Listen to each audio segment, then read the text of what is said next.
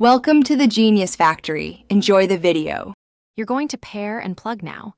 Enable Bluetooth and pair the wireless headphones in Settings Bluetooth and Devices, then plug in the wired set. Once done, open Settings Sound and confirm both devices appear. Make one device the default output briefly so Windows initializes audio drivers and makes both devices available. This step forces the system to register endpoints. Without it, the next routing step can fail. Keep settings open for the next configuration. Next, you'll route audio to two endpoints. If you see stereo mix in the control panel sound recording, enable it and set listen to this device to your second output. That duplicates system audio. If stereo mix isn't available, install a virtual mixer like Voice Meter.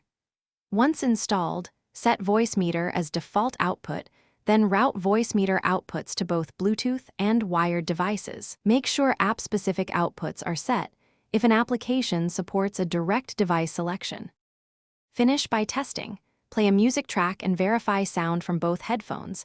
Adjust each device's level in sound settings or your virtual mixer. If you notice delay between devices, that's Bluetooth latency. Lower the codec or prefer wired for time-critical audio.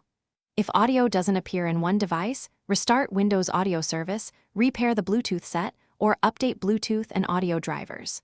One key tip: if nothing works, uninstall the Bluetooth device and repair.